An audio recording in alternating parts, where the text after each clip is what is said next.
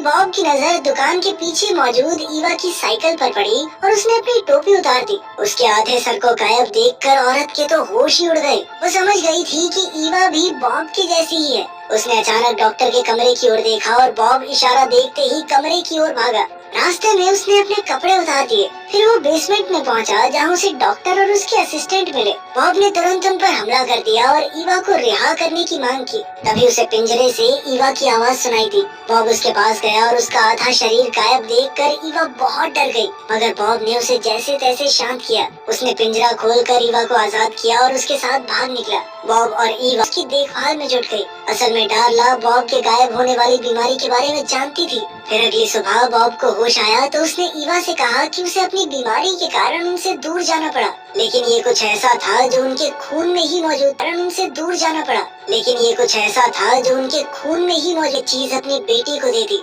खैर, बाद में बॉब घर छोड़कर जाने लगा और उसने कहा कि वो दिन ब दिन कमजोर होता जा रहा है और ये सच दुनिया के सामने आने से पहले उसे बहुत दूर जाना होगा। तब ईवा ने भी उसके साथ ही जाने का फैसला किया, क्योंकि उसका भी यही हाल होने वाला था। आखिरकार डार्ला ने उन्हें भरी आंखों से आखिरी बार विदा किया। फिर रास्ते में ईवा ने बॉब से कई सवाल पूछे तो बॉब ने कहा कि वो अपने परिवार पर बोझ नहीं बनना चाहता था और इसीलिए वो सबसे दूर चला गया। ईवा ने कहा कि वो अपने पिता के साथ हर खोया हुआ लम्हा बिताना चाहती है। खैर, जल्द ही वो उस जगह पहुँचे जहाँ से बॉब को नेल्सन का अगला पार्सल पहुँचाना था, मगर बॉब ने देखा कि उसका तो चेहरा भी गायब होने लगा था। जिसके बाद ईवा ने फाउंडेशन से उसका चेहरा ढका और बॉब ने जाकर पार्सल एक आदमी को दे दिया। फिर जल्द ही वो बॉब के घर आ गए। बॉब ने ईवा को वो चाइनीज चाय वाला डब्बा दिया और ईवा ने उसे चाय बना कर दी। फिर बॉब ने कहा कि यहाँ वो शांति से रह सकती है, क्योंकि यहाँ के लोगों को किसी के गायब होने से कोई फर्क नहीं पड़ता। वहीं दूसरी ओर जब नेल्सन ने पार्सल खोला तो उसमें तो बस लोहे की कीलें थी।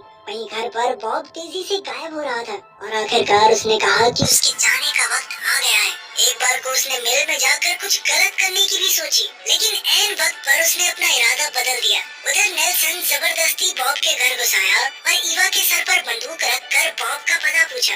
ईवा ने कहा कि बॉब उसे ये घर बेचकर चला गया है, पर नेल्सन जानता था कि बॉब का सामान अब भी वहीं था। अब उसने बॉब की गलती की सजा ईवा को देने का फैसला किया, मगर अचानक किसी ने उसे धक्का दे दिया। तब ईवा को एहसास हुआ कि उसके पिता पूरी तरह गायब होने के बाद भी उसकी रक्षा करने आए थे। कुछ ही पलों में बॉब ने नेल्सन को जान से मार डाला। फिर बॉब ने ईवा से वादा किया कि वो कभी भी उसे अकेला छोड़कर नहीं जाएगा। बाद में उन्होंने नेल्सन की लाश जंगल में फेंक दी, जहाँ एक भालू उसे खा गया। उधर ईवा ने दुकान से चश्मे खरीदे और गाड़ी में अपने पिता से बात करने लगी। बॉब ने कहा कि उसके पिता नहीं चाहते थे कि बॉब उन्हें इस तरह देखे। बॉब को हमेशा से लगता था कि उसके पिता मेंटल हॉस्पिटल में मारे गए, लेकिन असल में तो उसे वहाँ से आजाद करवाने वाले उसके पिता ही थे। वो पूरी तरह गायब होने के बाद इतने सालों से उस अस्पताल में ही भटक रहे हैं और वहाँ के लोग सोचते हैं कि शायद वो कोई भूत है। तभी ईव को हॉस्पिटल के बेसमेंट में वो सफेद कपड़ा याद आया और उसने कहा कि वो भी अपने दादाजी से जाकर बात करेगी, क्योंकि वो आज तक गायब होकर